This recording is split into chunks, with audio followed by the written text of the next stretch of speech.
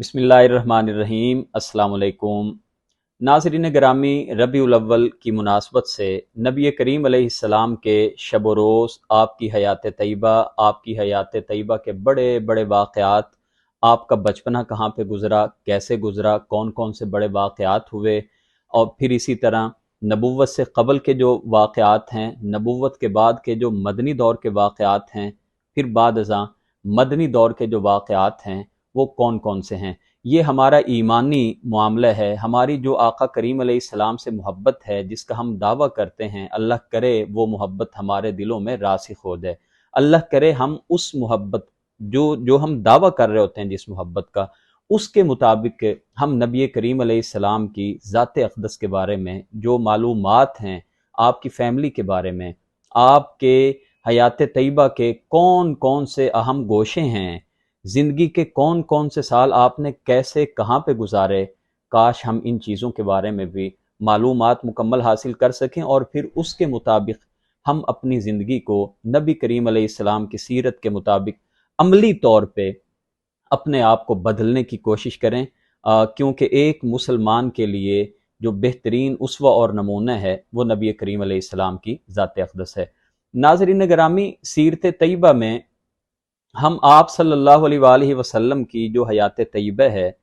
इसको दो अदवार में तकसीम करेंगे। सबसे पहला जो दौर है, हम अगर इसको दो अदवार में, एक दौर मक्की कह लें और दूसरा दौर अगर हम मदनी कह लें, तो बात समझने में या समझाने में आसानी रहेगी। मक्की दौर, नबी करीम अलैहिस्सलाम ने अपनी हयात तय्यबा 53 साल मक्का मुकर्रमा में गुजारी है। इन 53 सालों में से पहले जो 40 साल हैं वो क़बल अज़ नबुव्वत के कहलाते हैं और अगले 13 साल ये बाद अज़ नबुव्वत के कहलाते हैं।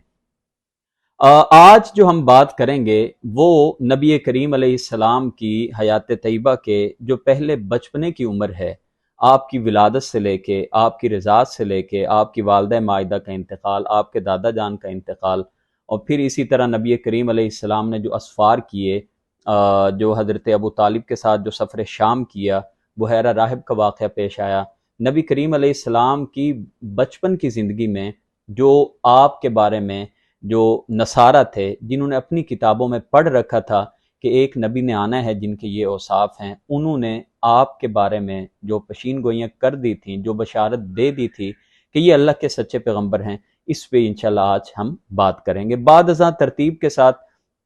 आपकी जवानी पे बात होगी, फिर आपकी जो जवानी के बाद आपकी जो अज़वाज मुतहरात हैं, आपकी जो शादियां हुई, किस किस ख़ानदान से हुई, उस पे बात होगी, आपके रिश्तेदारों पे बात होगी। फिर इसी तरह नबी करीम अलैहिस्सलाम की रिसालत के बाद जो तबलीग हुई, फिर तबलीग के बाद मुसलमानों पर जो मज़ालिम हुए, मज़ालिम के बाद 2 हिजरतें हुई हबशा की तरफ, बाद अज़ा 3 साल सोशल बाइकाट रहा मुसलमानों का शेब अबी तालिब में, फिर किस तरह आप मेराज पे तशरीफ़ ले गए, कैसे ताइफ गए, ताइफ में जो सलूक हुआ, ताइफ के बाद फिर कैसे यसरफ से जो लोग आए,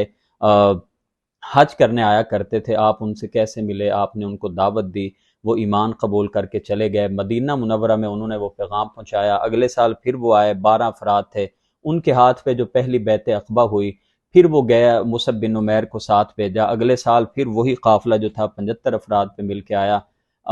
नबी करीम अलैहिस्सलाम को बाकायदा तौर पे उन्होंने दावत दी कि आप मक्का मुकरमा छोड़ के हमारे पास तशरीफ़ ले आएँ। आप उनकी दावत पे बिइज़्निल्लाह, अल्लाह के हुक्म के बाद आप वहाँ पे तशरीफ़ ले जाते हैं। ज़िंदगी के आखिरी 10 साल आप मदीना मुनव्वरा में गुजारते हैं। वहाँ पे फिर तमाम ग़ज़वात का मामला पेश आता है, इस्लामी रियासत की बुनियाद रखी जाती है, इस्लामी रियासत के मामलात गैर मुस्लिम रियासतों के साथ कैसे चले, आपने कैदियों के साथ क्या सलूक किया, ग़ज़वात में जो मक़तूलीन थे उनके साथ क्या किया, ये सारे के सारे मामलात। और फिर नबी करीम अलैहिस्सलाम सन 11 हिजरी में इस दुनिया से तशरीफ़ ले जाते हैं। नबी करीम अलैहिस्सलाम की विलादत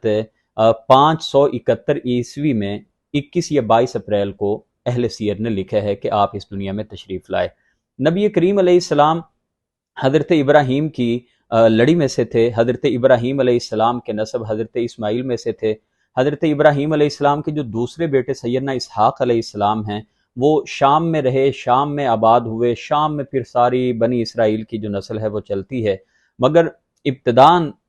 जो हज़रत इस्माइल अलैहिस्सलाम थे, उनका वाक़या बड़ा तफसीली मिलता है कि जब हज़रत इब्राहीम अलैहिस्सलाम وہ جا رہے تھے مصر کی طرف، اور جو شاہ مصر تھا، یا جس کو آپ فرعون مصر بھی کہہ لیں، جس کا نام رخیون بتایا جاتا ہے اس کا اصل نام، اور اس کا جو عہدہ تھا یا ڈیزگنیشن آپ کہہ لیجئے، وہ تو 30 یا سلاتیس بتایا جاتا ہے، اس کا واقعہ پیش آیا۔ اللہ تعالیٰ نے حضرت ابراہیم علیہ السلام اور سیدہ سارہ کو ابھی تک اولاد نہیں دی تھی۔ سیدہ سارہ نے حضرت ابراہیم علیہ السلام سے کہا کہ آپ سیدہ ہاجرہ سے جو بیوی والے تعلقات ہیں، جو بھی اس شریعت میں تھے، وہ آپ قائم کر لیں۔ اللہ تعالیٰ نے حضرت اسماعیل علیہ السلام کی صورت میں ایک بیٹے عطا کیے۔ بیٹا ہونے کے بعد سیدہ سارہ جو تھیں، ان کے دل میں جو وہ ایک سوکنوں والا معاملہ ہوتا ہے، یہ بات آئی کہ یہ ہر وقت اب ان کا زیادہ جو قلبی رجحان ہے سیدنا ابراہیم کا ادھر لگا رہتا ہے، تو انہوں نے یہ کہا کہ ان کو میری نظروں سے دور کرو۔ اللہ کے حکم آنے پہ آپ نے فلسطین سے اس فیملی کو لیا اور لا کے مکہ مکرمہ میں آباد کر دیا۔ حضرت اسماعیل اپنی والدہ مائدہ کے ساتھ یہیں پہ رہتے رہے، اور پھر اسی لڑی میں سے اللہ تعالیٰ نے آخری پیغمبر جناب نبی کریم علیہ السلام کا جو ہے وہ چناؤ کیا۔ آپ اس دنیا میں جب تشریف لائے، ہم یوں بھی کہہ سکتے ہیں کہ حضرت ابراہیم علیہ السلام کے کوئی 2500 سال کے بعد نبی کریم علیہ السلام اس دنیا میں آتے ہیں۔ حضرت اسماعیل علیہ السلام کے 12 بیٹے ہوئے، جن میں سے نابت اور قیدار بہت مشہور ہوئے۔ حجاز کے تمام جو عرب ہیں، وہ انہی دونوں جو بیٹے ہیں نابت اور قیدار، انہی کی طرف منسوب کیے جاتے ہیں۔ قیدار کی جو اولاد میں سے عدنان تھے، نبی کریم علیہ السلام کا جو حسب و نسب ہے وہ 21ویں پشت پہ عدنان سے جا کے ملتا ہے۔ نبی کریم علیہ السلام کا جو حسب و نسب ہے، اس میں 3 طرح کے مختلف جو ہیں وہ اقوال اہل علم کے ہیں۔ سب سے پہلی بات کہ آپ صلی اللہ علیہ وآلہ وسلم سے لے کے عدنان تک یہ اہل سیر نے اتفاق کی ہے، کیونکہ حدیث پاک میں بھی یہ آیا ہے، نبی کریم علیہ السلام نے زبان نبوت سے یہ اعلان فرمایا تھا کہ آپ نے یہ سارا جو سلسلہ نسب تھا عدنان تک، وہ آپ نے شمار کیا، اور فرمایا کہ اس کے بعد کے جو بھی نسب بیان کیا جاتا ہے اس میں کوئی حقیقت نہیں ہے۔ یہ خود آقا کریم علیہ السلام کا ارشاد گرامی ہے۔ اب عدنان سے لے کے ابراہیم علیہ السلام تک جتنے بھی نسب بنتے ہیں، اس میں اہل سیر نے مختلف وہ نسب بیان کیے ہیں، مگر ناموں کی لڑی جو ہے وہ آگے پیچھے ہوئی ہے، یعنی اختلاف تو ہے مگر تھوڑا ہے،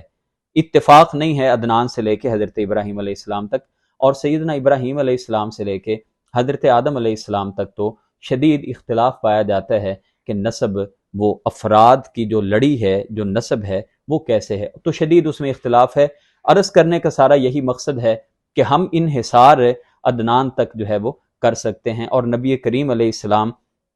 کا حسب و نسب بھی ہمیں جاننا بہت ضروری ہے۔ محمد بن عبداللہ بن عبد المطلب بن ہاشم بن عبد مناف بن قصی بن کلاب بن مرہ بن کعب بن لوئی بن غالب بن فہر بن مالک بن نضر بن کنانہ بن خزیمہ بن مدرکہ بن الیاس بن مضر بن نزار بن معد بن عدنان۔ تو نبی کریم علیہ السلام کا یہ سلسلہ نسب ہے۔ آپ 20 یا 21 اپریل 571 عیسوی کو اس دنیا میں تشریف لائے۔ پنجابی مہینہ جو ہے وہ یکم جیٹھ 628 بکرویں سال بتایا جاتا ہے۔ نبی کریم علیہ السلام عام الفیل، یعنی وہ سال جب ابرہہ جو تھا وہ ہاتھیوں کا لشکر لے کے بیت اللہ پہ حملہ آور ہونے کے لیے آیا تھا، آپ اس سال آپ کی ولادت ہوتی ہے۔ یہ جو واقعہ ہے یعنی ہاتھیوں کے لشکر والا، یہ فروری کے اخیر میں یا مارچ کے شروع 571 عیسوی میں بتایا جاتا ہے۔ تو اہل سیر نے 2 طرح کی آراء بیان کی ہیں کہ نبی کریم علیہ السلام اس واقعے کے کتنے روز کے بعد پیدا ہوئے۔ یہ بھی یاد رکھنے کی بات ہے کہ آج کی طرح جیسا ہمارا ایک کیلنڈر کا نظام ہے، ہمیں تاریخیں یاد رہتی ہیں، عرب میں ایسا کوئی تصور نہیں تھا، بلکہ جو بڑا واقعہ رونما ہوتا تھا اسی واقعے کو بنیاد بنا کے وہ اپنے واقعات دوسروں کو یاد دہانی کرایا کرتے تھے۔ جیسے یہ واقعہ ہوا تو اب لوگ اس بات کو یاد رکھ کے جب بھی کسی کو حوالہ دیتے تھے تو کہتے تھے یہ عام الفیل کے 2 سال بعد کی بات ہے۔ تو گویا کہ ہم یہ کہہ سکتے ہیں کہ نبی کریم علیہ السلام ایک عام الفیل کو پیدا ہوئے، ایک عام الفیل کو آپ پیدا ہوئے۔ اب عام الفیل یعنی ہاتھیوں کا لشکر جب آیا تھا تو اس واقعے کے بعض سیرت نگار لکھتے ہیں کہ آپ 30 یا 40 روز بعد پیدا ہوئے، اور بعض نے لکھا ہے کہ آپ 50 یا 55 دن کے بعد آپ پیدا ہوئے۔ سوموار کا دن تھا۔ جہاں تک اسلامی تاریخ کی بات ہے تو سوموار کے روز آپ صبح صادق کے وقت میں اس دنیا میں تشریف لاتے ہیں۔ جہاں تک اسلامی تاریخ کی بات ہے اس میں بھی اختلاف پایا جاتا ہے۔ بعض نے نبی کریم علیہ السلام کی جو ولادت ہے وہ 12 ربیع الاول بیان کی ہے، بعض نے 8 ربیع الاول بیان کی ہے، بعض نے 9 کی ہے اور بعض نے 10 کی ہے۔ اور یہ اختلاف کا ہونا اس روایت کی بنیاد پہ ہے کہ نبی کریم علیہ السلام سوموار کے دن روزہ رکھا کرتے تھے۔ آپ سے دریافت کیا گیا تو آپ نے فرمایا کہ میں اس دن پیدا ہوا ہوں، میں اس مناسبت سے یہ ضروری سمجھتا ہوں، اپنے لیے یہ میں سمجھتا ہوں کہ میں جس دن پیدا ہوا ہوں اس دن میں روزے کی حالت میں رہوں۔ نبی کریم علیہ السلام کی ولادت کے بارے میں ایک قول یہ بھی ہے کہ آپ محرم الحرام میں پیدا ہوئے، اور ایک قول یہ بھی ہے کہ آپ رمضان المبارک کے مہینے میں پیدا ہوئے۔ گویا کہ نبی کریم علیہ السلام کی ولادت کے مہینے میں جو اختلاف ہے وہ کوئی بہت بڑا نہیں ہے، اس لیے کہ سیرت نگاروں کی ایک جو بڑی جماعت ہے وہ اس بات پہ متفق ہے کہ نبی کریم علیہ السلام کی جو ولادت باسعادت ہے وہ ربیع الاول میں ہوئی۔ تاہم بعض نے جو بیان کیا ہے، آراء ان کی موجود ہیں، تو وہ میں نے آپ کے سامنے بیان کر دی ہیں۔ نبی کریم علیہ السلام جب اس دنیا میں تشریف لاتے ہیں تو آپ یہ بات بخوبی جانتے ہیں کہ آپ کے والد گرامی وہ اس دنیا سے جا چکے تھے۔ 24 یا 25 سال کی عمر میں حضرت عبداللہ کو حضرت عبد المطلب نے جو ہے وہ شام تجارت کی غرض سے بھیجا، اور اس تجارت سے واپسی پہ آپ شدید علیل ہوئے اور مدینہ منورہ میں آپ کا انتقال ہو جاتا ہے، وہیں پہ آپ کی تدفین ہوتی ہے۔ دوسری ایک روایت کے مطابق یہ ہے کہ آپ کو آپ کے والد گرامی نے کھجوریں لینے کے لیے مدینہ منورہ میں بھیجا تھا، اور آپ وہیں پہ آپ کا انتقال ہو جاتا ہے۔ گویا کہ 24 یا 25 سال ان کی عمر تھی صرف جب ان کا انتقال ہوتا ہے۔ نبی کریم علیہ السلام پھر اس پہ دو روایات ہیں کہ صحیح بات جو اہل سیر نے لکھی ہے وہ یہی ہے کہ حضرت عبداللہ نبی کریم علیہ السلام کی ولادت سے کوئی 2 مہینے پہلے اس دنیا سے تشریف لے جاتے ہیں۔ بعض نے یہاں تک لکھا ہے کہ حضرت عبداللہ کی جو وفات ہے وہ نبی کریم علیہ السلام کی ولادت کے تقریباً 2 سال بعد، یا کہہ لیجئے کہ 28 ماہ انہوں نے لکھے، 28 مہینے بعد ان کی وفات ہوتی ہے نبی کریم علیہ السلام کی ولادت کے بعد۔ اور بعد میں لکھا ہے کہ نبی کریم علیہ السلام کی ولادت کے 2 مہینے بعد حضرت عبداللہ کا انتقال ہوتا ہے، مگر صحیح جو راجح قول ہے وہ پہلا ہی ہے کہ نبی کریم علیہ السلام کی جو ولادت سے پہلے آپ کے والد گرامی سیدنا عبداللہ اس دنیا سے تشریف لے جا چکے تھے۔ حضرت عبداللہ نے جو ترکہ چھوڑا ہے اپنی فیملی کے لیے، اس میں 5 اونٹ، بکریوں کا ریوڑ اور ایک حبشی لونڈی ام ایمن بتائی جاتی ہیں، جن کا اصل نام برکت تھا، جنہوں نے نبی کریم علیہ السلام کو گود میں کھلایا۔ ام ایمن یہ بڑی معروف صحابیہ بھی ہیں، اور بعض سیرت نگار ان کو سیدہ خدیجہ الکبریٰ کے بعد خواتین میں سے دوسری خاتون بیان کرتے ہیں جنہوں نے ایمان کو قبول کیا۔ نبی کریم علیہ السلام کی ولادت کے بعد آپ کے دادا جان نے آپ کا نام محمد رکھا صلی اللہ علیہ وسلم، اور آپ کی والدہ محترمہ نے آپ کا نام احمد رکھا صلی اللہ علیہ وسلم۔ یہ بھی ہمیں کتب میں ملتا ہے کہ جو احمد نام تھا یہ عرب میں معروف نہیں تھا، لیکن لوگوں نے محمد نام رکھے ہوئے تھے، اور یہ وجہ یہ بتائی جاتی ہے کہ عرب میں بھی یہ بات مشہور ہو گئی تھی کہ ایک نبی نے آنا ہے جن کا نام محمد ہوگا، تو اسی مناسبت سے عرب میں بہت سارے بچوں کے نام محمد تھے۔ یہ ایک روایت ہے، حوالہ آپ کے سامنے ہے۔ تو بچوں کے نام محمد رکھے ہوئے تھے۔ آپ کی کنیت آپ کے بڑے بیٹے کی مناسبت سے ابو القاسم تھی، اور یہ بھی روایات میں ملتا ہے کہ حضرت جبریل امین علیہ السلام نے آپ کی کنیت ابو ابراہیم رکھی۔ تاہم آپ کی کنیت ابو القاسم معروف ہونے کی وجہ سے آپ نے ابو القاسم کی کنیت کا ہی انتخاب کیا، اور آپ نے ابو ابراہیم کی جو کنیت ہے آپ نے اس کا انتخاب نہیں کیا۔ آپ ابو القاسم کے نام سے ہی عرب میں معروف تھے۔ نبی کریم علیہ السلام کا جو عقیقہ ہے، یعنی 7ویں روز جو وہ ہوتا ہے، اور پھر اسی طرح عام جو بچے ہیں ان کے تو ختنے ہوتے ہیں۔ نبی کریم علیہ السلام کے ختنے ہوئے یا پہلے سے آپ مختون تھے، آپ کے ختنے ہوئے تھے، اس بارے میں علماء کے 2 طرح کی آراء موجود ہیں۔ بعض کا یہ خیال ہے کہ آپ جب اس دنیا میں تشریف لائے تو آپ کے پہلے سے ختنے ہوئے تھے، اور بعض نے یہ بات کہی ہے کہ آپ کے دادا جان نے آپ کے ختنے کیے۔ یہ دونوں جو ہیں ان کے ریفرنس بھی آپ کے سامنے ہیں۔ نبی کریم علیہ السلام ولادت کے بعد آپ کو حضرت سویبہ دودھ پلاتی ہیں، ابو لہب کی لونڈی سویبہ نے دودھ پلایا، پھر آپ رضاعت کے لیے، دودھ پینے کے لیے حضرت حلیمہ سعدیہ کے پاس تشریف لے جاتے ہیں۔ عرب میں یہ دستور تھا کہ اپنے بچوں کو دودھ پلائی کے لیے باہر بھیج دیا کرتے تھے۔ دو بڑی بڑی اس کی وجوہات بیان کی جاتی ہیں کہ باہر وہ اپنے لخت جگر کو، اور یہاں پہ رک کے ذرا سوچئے، نبی کریم علیہ السلام یتیمی کی حالت میں دنیا میں آئے ہیں، آپ اپنی والدہ مائدہ کی آنکھوں کی ٹھنڈک ہیں، اکلوتے بیٹے ہیں، یہ کتنا مشکل ہوگا، مگر یہ کون سی ایسی خاص بات تھی کہ وہ اپنے بچوں کو اپنے سے جدا کر کے دیہات میں، صحرائی علاقوں میں بھیج دیا کرتے تھے۔ تو دو وجوہات بیان کی جاتی ہیں۔ پہلی وجہ یہ بتائی جاتی ہے کہ عرب تب تک ایک بہت بڑی منڈی بن چکا تھا، اور دنیا کے مختلف جو قافلے تھے وہ وہاں پہ آیا کرتے تھے، آتے تھے، مختلف زبانیں ہوتی تھیں، اور بچے آپ جانتے ہیں کہ آج کی طرح شہری ماحول تو ہوتا نہیں تھا، بچے باہر گلیوں میں، بازاروں میں کھیلنے کودنے کے لیے تو جایا ہی کرتے ہیں۔ تو اس بات کا امکان موجود تھا کہ کہیں پہ ان کی زبان کو سن کے ہمارے جو بچے ہیں ان کی جو مادری زبان ہے اس میں، ان کی زبان میں، لینگویج میں کوئی خلل نہ آ جائے، یہ اپنی مادری زبان پہ ان کو گریپ ہونی چاہیے، اسی لیے ان کا بچپنا صحراؤں میں گزارا جاتا تھا۔ دوسری وجہ یہ بتائی جاتی ہے کہ بچوں کو صحت مند اور توانا رکھنے کے لیے، مضبوط بنانے کے لیے، کہ کل کو وہ اپنے اوپر جو ہے وہ جفاکشی کی زندگی گزارنا چاہیں، وہ بہادر بننا چاہیں، تو وہ ایک دیہاتی ماحول میں رہ کے، بلا شبہ دیہاتی ماحول ایک فطرتی ماحول ہوتا ہے، اور وہاں پہ طبی رجحان کے لوگ جو ہیں وہ زیادہ، جو انسان کی طبیعت کے ساتھ، جو فطرتاً انسان کے اندر جو نیچر کے پہلو ہوتے ہیں وہ زیادہ ہمیں چیزیں نظر آتی ہیں دیہاتی علاقہ میں، تو اس لیے بھیج دیا جاتا تھا۔ ایک تیسری وجہ یہ بھی بتائی جاتی ہے کہ بچوں کو اس لیے گھر سے دور کر دیا جاتا تھا کہ یہ جو نانی دادی اور رشتہ دار ہیں وہ جو لاڈ پیار کرتے ہیں نا، تو بچوں کو دور کر دیا جائے، تاکہ ان بچوں میں جو ایک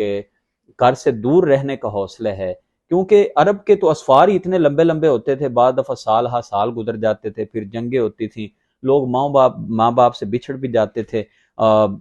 ہمیں اکثر ملتا ہے 20-25 سال کی عمر میں وہ قتل ہو جاتے تھے۔ یہ بھی ہمیں اکثر ملتا ہے کہ ایک ہی خاتون کی 10 شادیاں ہوئی ہیں۔ تو وہ ہوتا کیا تھا کہ ایک تو میڈیکلی آج کی طرح بہت زیادہ سہولیات نہیں ہوتی تھی، چھوٹا سا کسی کو زخم ہو گیا تو وہ فوری طور پہ آدمی جو ہے وہ موت کی طرف چلا گیا۔ نبی کریم علیہ السلام کے جو نواسے تھے حضرت عثمان غنی کے بیٹے، تو ان کے بارے میں ہمیں کتابوں میں ملتا ہے کہ ان کو کوے نے یہاں پہ چونچ ماری تھی، اور وہ زخم جو تھا وہ ٹھیک نہ ہوا، اور اسی میں ان کی وفات ہو جاتی ہے۔ تو آج کی طرح ایک تو میڈیکلی معاملات ایسے نہیں تھے، تو لوگ تھوڑا سا کچھ زخم ہو جاتا تھا، پہاڑوں پہ پھرتے تھے، اسفار ہوتے تھے، تو ان کی اموات ہو جاتی تھی، یا پھر لڑائیاں ان میں بڑی ہوتی تھی۔ تو اس لیے یہ لوگ اپنے بچوں کو گھر سے دور بھیج دیتے تھے تاکہ ان کے اندر تھوڑا سا یہ جذبہ پیدا کر دیا جائے، ان کے اندر محبت، اور یہ گھر کی محبت، ماں باپ کی محبت اس قدر زیادہ نہ ہو کہ یہ کل کو اگر ان کو کسی محاذ پہ، کسی مشن پہ بھیجا جائے، لڑائی جھگڑے پہ، کسی مارکے پہ، جنگ پہ، تو یہ اس وجہ سے گھر سے باہر ہی نہ نکلیں۔ تو نبی کریم علیہ السلام کو حضرت حلیمہ سعدیہ کے پاس بھیج دیا جاتا ہے۔ نبی کریم علیہ السلام حضرت حلیمہ سعدیہ کے پاس 4 سال کا عرصہ رہتے ہیں۔ اسی دوران میں 6 مہینے کے بعد حضرت حلیمہ سعدیہ آپ کو سیدہ آمنہ سے لا کے ملوا بھی جایا کرتی تھیں، اور کوئی 2 سال کے بعد اہل سیرت لکھتے ہیں کہ حضرت حلیمہ سعدیہ آپ کو واپس بھی کرنے آئی تھیں، مگر حضرت آمنہ نے فرمایا تھا کہ آپ ابھی میرے بچے کو اپنے پاس ہی رکھو۔ 4 سال آپ ان کے ہاں رہتے ہیں، اور حضرت حلیمہ سعدیہ گویا کہ آپ کی رضائی والدہ لگتی ہیں۔ حضرت حلیمہ سعدیہ نے 4 سال کے بعد جو آپ کو مکہ مکرمہ میں واپس لا کے چھوڑا ہے، اس کے پیچھے بھی 2 واقعات ہمیں ملتے ہیں۔ ایک بڑا واقعہ ہے جو بہت معروف ہے، اور ایک دوسرا واقعہ بھی ہے جو سیرت ابن ہشام میں لکھا ہوا ہے۔ پہلا تو شق صدر کا واقعہ ہے کہ نبی کریم علیہ السلام جب باہر بچوں کے ساتھ کھیل رہے تھے، اور آپ کے پاس جو ہے وہ 2 فرشتے آتے ہیں، بعض روایتوں میں سیدنا جبریل امین اکیلے کا تذکرہ ہے، اور آپ کو چت لٹا کے آپ کا سینہ چاک کیا جاتا ہے۔ نبی کریم علیہ السلام کے سینے کے اندر سے جو ہے وہ زمزم کے ساتھ غسل دیا جاتا ہے، یعنی ہر طرح کی جو بھی کوئی ایسا معاملہ کہ آپ مطہر ہیں، آپ پاکیزہ ہیں، تو آپ کو ہر طرح سے پاک اور صاف کر دیا جاتا ہے آب زمزم کے ساتھ، اور پھر اوپر سلائی کر دی جاتی ہے جس طرح آج سرجریز میں ہوتا ہے۔ بلکہ اس کے بارے میں تو روایت بھی موجود ہے کہ حضرت انس رضی اللہ عنہ فرمایا کرتے تھے کہ میں آپ کے سینے پہ وہ جو سلائی کے نشان تھے وہ آخری عمر تک میں دیکھتا رہا کہ وہ نظر آتے تھے کہ آپ کا سینہ جو ہے وہ سلائی ہوا ہے۔ حوالہ آپ کے سامنے ہے۔ تو ناظرین گرامی، ایک واقعہ ہم یہ بتا رہے ہیں کہ شق صدر کا جو واقعہ ہوا، شق بولتے ہیں سینے کو پھاڑ دینا، چیر دینا۔ تو اس واقعے کے بعد جب حضرت آمنہ کو خبر ملی کہ نبی کریم علیہ السلام کو یعنی محمد صلی اللہ علیہ وسلم کو لٹایا ہوا ہے اور آپ کی یہ کیفیت ہے، تو حضرت آمنہ بڑی خائف ہوئیں، اس لیے کہ جو اپنے بچوں کو کسی کے سپرد کرتے تھے نا، تو پھر پوری ان کی گارنٹی بھی ہوتی تھی۔ یہ نہیں ہوتا تھا کہ وہ بچے کے ساتھ جو مرضی کر دیں اور ان کو کوئی پوچھنے والے نہیں، یہ عرب کا ایک دستور تھا۔ بڑی خائف ہوئیں، مگر جب آ کے دیکھا تو نبی کریم علیہ السلام صحیح حالت میں وہاں پہ پھر رہے تھے، مگر وہ ڈر گئیں اور آپ کو لے کے وہ مکہ مکرمہ میں آ جاتی ہیں اور آ کے یہ بات کرتی ہیں کہ میں آپ کے سپرد واپس ان کو کرنے جو ہے وہ آئی ہوں۔ دوسرا واقعہ بھی یہ ملتا ہے کہ حضرت حلیمہ سعدیہ کو جب کچھ جو عیسائی تھے انہوں نے جب دیکھا اور انہوں نے وہ ساری کی ساری جو خوبیاں تھیں وہ پہچان لیں کہ یہ تو جو ہم نے اپنی کتابوں میں خوبیاں پڑھی ہیں وہ ساری ان میں موجود ہیں، تو انہوں نے حضرت حلیمہ سعدیہ سے کہا کہ یہ بچہ ہمیں دے دو، ہم ان کو اپنے ساتھ لے کے جانا چاہتے ہیں۔ یہ واقعہ بھی ہمیں سیرت ابن ہشام میں بیان ہوا ہے۔ تو اس واقعے سے بھی وہ ڈر گئیں اور انہوں نے آپ کو واپس مکہ مکرمہ میں لا کے چھوڑ دیا۔ اب یہاں پہ رک کے یہ وضاحت بھی ضروری ہے کہ یہ جو واقعہ شق صدر ہے یہ کتنی بار ہوا؟ 2 بار تو جو جمہور سیرت نگار ہیں انہوں نے لکھا ہے کہ 2 مرتبہ یہ واقعہ ہوا ہے۔ ایک آپ کے بچپنے میں جب آپ حضرت حلیمہ سعدیہ کے قبیلے میں تھے، اور دوسرا وہ بیان کرتے ہیں معراج کے موقع پہ، جو ہمیں اکثر احادیث میں بھی ملتے ہیں۔ مگر امام احمد بن حنبل رحمۃ اللہ علیہ نے ایک روایت نقل کی ہے جو سیرت نگاروں نے اس کو بیان کیا ہے۔ وہ کہتے ہیں کہ نبی کریم علیہ السلام کا جو شق صدر ہے یہ 3 مرتبہ ہوا ہے، یعنی بچپنے میں وہاں پہ معراج کے موقع پہ، اور تیسری بار جب آپ کی عمر مبارک 10 سال تھی۔ بعض مورخین نے نبی کریم علیہ السلام کا شق صدر 4 مرتبہ بیان کیے ہے، یعنی 3 مرتبہ تو یہی جو ابھی بیان کیے ہیں، اور چوتھی مرتبہ وہ کہتے ہیں کہ جب آپ کی نبوت و رسالت کا آغاز ہونے والا تھا اس وقت بھی آپ کا شق صدر ہوا ہے۔ تو اب یہ جب حضرت حلیمہ سعدیہ آپ کو لے کے آتی ہیں واپس مکہ مکرمہ میں، یہاں پہ ہمیں ایک اور بھی واقعہ شاذ جو کتب سیرت ہیں ان میں یہ ملتے ہیں، اور اس کو سیرت ابن ہشام میں یہ واقعہ موجود ہے کہ جب حضرت حلیمہ سعدیہ آپ کو چھوڑنے کے لیے آتی ہیں تو نبی کریم علیہ السلام مکہ مکرمہ میں گم ہو جاتے ہیں۔ بڑی ڈری ہوئی سہمی ہوئی آتی ہیں عبد المطلب کے پاس اور ان سے آ کے کہتی ہیں کہ محمد تو گم ہو گئے۔ حضرت عبد المطلب کی دعا کا تذکرہ سیرت ابن ہشام میں کیا گیا ہے، جو بیت اللہ میں مانگ رہے تھے، اللہ تعالیٰ کے ساتھ گریہ زاری کر رہے تھے کہ حضرت ورقہ بن نوفل جو تھے وہ نبی کریم علیہ السلام کو، ابھی بچے تھے اور بچپنے میں کہ چند دنوں کے بعد تو وہاں پہ چلے گئے تھے، تو لے کے آتے ہیں اور آ کے عبد المطلب سے پوچھتے ہیں کہ اے عبد المطلب کیا یہ آپ کا بچہ ہے؟ تو یہ چند جو سیرت کے گوشے ہیں اور جو سیرت کے جو واقعات ہیں یہ ہمارے لیے بڑے اہم اور ضروری ہیں کہ ان کو ہم سمجھیں۔ نبی کریم علیہ السلام واپس تشریف لانے کے بعد آپ کی والدہ مائدہ کا انتقال، جب آپ کی عمر مبارک 8 سال تھی ان کا انتقال ہو جاتا ہے۔ روایات میں ملتا ہے کہ حضرت آمنہ جو تھیں وہ حضرت عبداللہ کی قبر پہ حاضری کے لیے حضرت عبد المطلب اور ام ایمن کے ساتھ وہاں پہ گئی تھیں۔ واپسی پہ ابوا مقام پہ ان کا انتقال ہو جاتا ہے۔ جب آپ کی عمر مبارک 8 سال تھی تو آپ کے دادا جان حضرت عبد المطلب کا بھی انتقال ہو جاتا ہے، اور اب آپ کی جو کل زیر سرپرستی ہے وہ گویا کہ آپ ابو طالب کی زیر پرستی میں آ جاتے ہیں۔ تو اب ابو طالب آپ کی پوری جو ہے نا نگہداشت اور آپ کا خیال کرنے والے آپ کے بزرگ ہو جاتے ہیں۔ سفر شام نبی کریم علیہ السلام کی جب عمر مبارک 12 سال تھی تو ہمیں شام کے سفر کا تذکرہ ملتا ہے جہاں پہ بحیرہ راہب کا واقعہ پیش آیا۔ یہ عرب جایا کرتے تھے مزاربہ کی بنیاد پہ کاروباری شراکت داری کرتے ہوئے، یہ اپنے قافلے لے کے جایا کرتے تھے شام کی طرف تجارت کے لیے۔ نبی کریم علیہ السلام نے بھی منت سماجت کی، فریاد کی کہ میں بھی آپ کے ساتھ جانا چاہتا ہوں، آپ کو لے کے وہ ساتھ میں چلتے ہیں۔ شام سے کچھ ہی پیچھے بصرہ کے مقام پہ یہ جو بحیرہ راہب تھا، وہاں پہ انہوں نے جب پڑاؤ کیا، اس کا جو سوما تھا، جو اس کا گرجا تھا اس کے پاس، تو یہ مختلف پھر ہمیں روایات ملتی ہیں۔ بعض میں یہ ہے کہ وہ خود یہاں پہ آیا اور اس نے آ کے دیکھا کہ نبی کریم علیہ السلام کے اوپر درختوں نے سایہ کیا ہوا ہے، یا بعض روایتوں میں ہے کہ ابر نے سایہ کیا ہوا ہے، بادلوں نے۔ پھر بعض روایتوں میں یہ ہے کہ اس نے کھانا کیا اور ان کو اپنے پاس وہاں پہ بلایا گرجے میں، اور نبی کریم علیہ السلام کو وہ وہاں پہ نہ لے کے گئے۔ بعض واقعات میں یہ سیرت میں ملتا ہے کہ وہ خود کھانا لے کے ان کے پاس آ گیا۔ مختلف روایات ہیں جو اہل سیرت نے لکھی ہیں۔ تو اس نے پوچھا،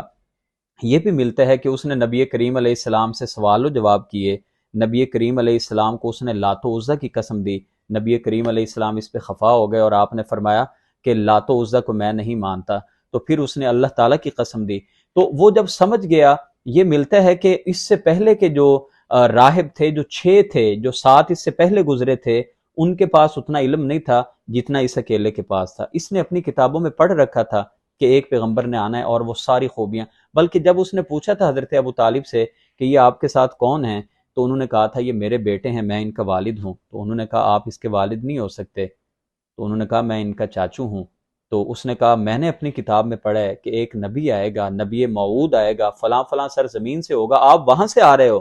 مگر میں نے تو اس میں یہ پڑھا تھا کہ وہ یتیم بچہ ہوگا، آپ کیسے کہہ رہے ہو کہ میں ان کا والد ہوں؟ چنانچہ اس نے جب ساری چیزیں دیکھ لیں اور پھر اس نے یہ دیکھا کہ درخت بھی اور ان کا سایہ ہو رہا ہے اور پھر ابر کا سایہ ہو رہا ہے، وہ سمجھ گیا کہ آپ اللہ کے سچے پیغمبر ہیں۔ پھر اس نے حضرت ابو طالب سے درخواست کی کہ آپ ان کو لے کے یہیں سے واپس چلے جائیں، مبادہ ان کو کسی نے دیکھ لیا تو ان کو نقصان پہنچائیں گے۔ اس لیے کہ اس سے پہلے سیدنا عیسیٰ علیہ السلام کو آپ جانتے ہیں کہ یہودیوں نے ہی یہ ساری سازش کی تھی کہ ان کے خلاف وہ معاملات کر کے، اور جو سولی پہ چڑھانے کے لیے ان کے خلاف کیس چلایا گیا، پھر ان کو سزائے موت ہوئی، اور پھر وہ تو اللہ تعالیٰ نے ان کا جو شبیہ تھا یا ہم شکل تھا وہ پینٹ چڑھ گیا جس نے مخبری کی تھی، اور اللہ تعالیٰ نے حضرت عیسیٰ علیہ السلام کو آسمانوں پہ اٹھا لیا۔ تو یہ گویا کہ نبی کریم علیہ السلام کی پشین گوئی 12 سال کی عمر جب آپ کی تھی، بحیرہ راہب نے اس طرح سے دی اور کہا کہ ان کو لے کے واپس چلے جاؤ۔ یہاں پہ پھر 2-3 روایات ملتی ہیں۔ جامع ترمذی شریف کی جو روایت ہے جس میں یہ الفاظ ہیں کہ ابو بکر صدیق نے حضرت بلال حبشی کو بھیج دیا، جس پہ علماء نے نقد کیا ہے کہ وہ روایت ٹھیک نہیں ہے، اس لیے کہ حضرت بلال حبشی بہت بعد میں ایمان لائے تھے، مگر دیگر جو روایات ہیں ان کے مطابق یہ ہے کہ حضرت ابو طالب آپ کو وہیں سے واپس لا کے مکہ مکرمہ میں چھوڑ جاتے ہیں، کہیں ایسا نہ ہو کہ آپ کو کوئی دیکھ لے اور آپ کو نقصان پہنچائے۔ بلکہ اسی سفر میں ایک اور جو واقعہ ہمیں ملتا ہے وہ یہ ہے کہ 3 جو عیسائی تھے، جب انہوں نے نبی کریم علیہ السلام کو جب انہوں نے دیکھا اور وہ سمجھ گئے کہ یہ اللہ تعالیٰ کے سچے پیغمبر ہیں، زریر، تمامہ اور دریسہ، یہ 3 ان کے پادری تھے، زریر، تمامہ اور دراسہ۔ جب انہوں نے دیکھا تو انہوں نے یہ ٹھان لی کہ انہوں نے کہا کہ ہم نے ان کے ساتھ بدی سے پیش آنا، یعنی نقصان ان کے ساتھ کچھ نہ کچھ کریں گے، مگر ان کو بحیرہ راہب نے روک دیا کہ ان کے ساتھ کوئی ایسی حرکت نہ کرنا چاہو گے بھی یہ اللہ کے سچے پیغمبر ہونے والے ہیں تو اللہ تعالیٰ خود ان کی حفاظت کر لے گا۔ تو یہ اپنے ارادے سے باز آ گئے۔ گویا کہ یہ 3 لوگ جو تھے ان کے پادری یہ بھی سمجھتے تھے کہ آپ اللہ کے سچے پیغمبر ہونے والے ہیں۔ تیسرا جو واقعہ ہے وہ یہ ملتا ہے کہ بچپنے میں ہی کوئی ایک عیسائی آیا تھا قیافہ شناس مکہ مکرمہ میں، اور حضرت ابو طالب بھی آپ کو ساتھ لے کے چلے گئے تھے کہ قیافہ شناس سے آپ کے بارے میں بھی بات پوچھی جائے۔ اس نے آپ صلی اللہ علیہ وسلم کو دیکھا، پھر کسی کام میں مشغول ہو گیا، ابو طالب آپ کو لے کے واپس آ گئے، تو بعد میں اس نے پھر پوچھا کہ وہ بچہ کہاں پہ ہے، اس کو لے کے آؤ، تو ابو طالب نے انکار کر دیا۔ وہ بار بار اصرار کرتا رہا۔ اس واقعے سے بھی اہل سیرت لکھتے ہیں کہ وہ قیافہ شناس بھی سمجھ گیا تھا کہ یہ بچہ کوئی عام بچہ نہیں ہے۔ 15 साल की उम्र में नबी करीम अलैहिस्सलाम ने हर्ब फुजार में शिरकत की। हर्ब फुजार माना क्या है? गुनाहों की जंग। ये जंग एक कुरैशी कत्ल कर दिया गया था, उसका बदला लेने के लिए लड़ी गई। कुरैश और बनु कनाना इन दोनों ने मिलके कैस ऐलान से लड़ाई की। इस लड़ाई में हुर्मत वाले महीनों को और हरम पाक को उनकी इज्जत एहतराम को पामाल किया गया। इसी मुनासबत से इसका नाम गुनाहों की जंग पड़ गया, यानी हर्ब फुजार। नबी करीम अलैहिस्सलाम की तब उम्र मुबारक 15 साल थी और आप इसमें इस तरह से आपने शिरकत की थी कि आप अपने चचाओं को तीर या तलवारें उठा उठा के दिया करते थे मारने के लिए। ये वाकया भी सीरत की किताबों में हमें कसरत के साथ मिलते हैं। अब नाज़रीन गिरामी, जो इसके बाद जो बड़ा वाकया है वो हिल्फुल फजूल का है, उस पर हम बाद में बात करेंगे इंशाल्लाह। मगर अब यहाँ पे ये बात आपके सामने रखना चाहता हूँ कि नबी करीम अलैहिस्सलाम की रिसालत की बाद की ज़िंदगी ही इतनी पाकीज़ा और इतनी ही पाक साफ नहीं थी, बल्कि उससे पहले की भी जो आपकी हयात तय्यबा है वो अल्लाह ताला ने, क्योंकि मनसब नबुव्वत आपको अता करना था, आपकी पहली ज़िंदगी भी हत्ता कि बचपन की ज़िंदगी में भी आपने कोई ऐसा काम नहीं किया जो शान नबुव्वत के, जो शान रिसालत के खिलाफ हो। हमें ये बात जो मिलती है, अहादीस में भी है, सीरत की किताबों में मौजूद है कि जब काबा की इमारत गिर गई और काबा बनाने के लिए पत्थर तलाश किए जाने लगे, तो उस वक्त नबी करीम अलैहिस्सलाम भी पत्थरों को तलाश करने के लिए जाते हैं। आपने तहबंद इज़ार पहनी हुई थी, आपको कहा गया कि आप अपनी इसी तहबंद को उतार के अपने कंधों पर रख लें, जिसके ऊपर आप पत्थर रख सकें कि आपके कंधे जो हैं वो ज़ख्मी ना हों। तो नबी करीम अलैहिस्सलाम ने जो तहबंद बांधा हुआ था वो आपने खोल के कंधे पे रखना ही चाहा तो बेहोश होके गिर पड़ते हैं। फिर इसी तरह हमें एक और इसी मुतलका एक वाक़या मिलता है कि एक दिन आप बच्चों के साथ खेल रहे थे और किसी ज़रूरत के तहत आप पत्थर उठाने लगे, और इस बार फिर आपने जब अपनी इज़ार को खोलना चाहा तो आपको गैबी कुव्वतों से आवाज़ आई कि अपना इज़ार बांध लो। आपने फौरी बांध लिया और दूसरे बच्चों को भी इस बात की कोई खबर ना हुई। एक ये वाक़या मिलता है कि आप रात को, जैसे आम नौजवान किस्सा कहानियों की महफिलें होती हैं, तो नबी करीम अलैहिस्सलाम भी एक रात कहीं पे किसी किस्सा खानी के वाक़यात जहाँ पे बयान हो रहे थे वहाँ पे जाने लगे, तो गैबी तरीके से आपको रोक दिया गया। नबी करीम अलैहिस्सलाम बचपने में भी अपनी कौम की गलत बातों की मुखालफत किया करते थे। ज़माना जहलियत में हरम में जो रहने वाले उनको हुम्स कहा जाता था, यानी ये बड़े दीनदार हैं और बड़े ये खुददार और जज्बाती हैं, और ये लोग अपने आप को दीगर तमाम अफराद से ये बाइज्जत और मोहतरम समझा करते थे। यही वजह ये समझा करते थे कि हज में बहुत सारे अरकान हमारे मुतलका नहीं हैं, हमारी इज्जत एहतराम ज़्यादा है। ये मैदान अरफात में नहीं जाया करते थे, मुज़दलिफ़ा से वापस पलट आया करते थे। नबी करीम अलैहिस्सलाम ने, आपने नबुव्वत से पहले भी हज किए हैं। जो खासकर ये जो वाक़या आपके सामने मैं बयान कर रहा हूँ कि नबी करीम अलैहिस्सलाम जब हज पे तशरीफ़ ले जाते हैं तो तमाम जो अरब थे वो मुज़दलिफ़ा से वापस पलट के आते हैं। नबी करीम अलैहिस्सलाम जो हैं वो मैदान अरफात तक जाते हैं और वहाँ से वापस आते हैं। नुज़ूल वही से पहले नबी करीम अलैहिस्सलाम ने कभी किसी बुत को नहीं छुआ, और नबुव्वत से पहले भी आप लोगों को इस फेल से मना किया करते थे। यहाँ तक अहले सीरत लिखते हैं कि मुशरिकीन की ईदों, त्योहारों में और मेलों में भी नबी करीम अलैहिस्सलाम ने कभी शिरकत नहीं की। तो नाज़रीन गिरामी, ये सीरत नबी सल्लल्लाहु अलैहि वसल्लम का सिलसिला जारी है। इसके बाद आपकी उम्र मुबारक के 20 साल और फिर उसके बाद आपकी शादी के अहवाल, वो इंशाल्लाह हम अगली किस्त में बयान करेंगे। अस्सलामु अलैकुम व रहमतुल्लाह।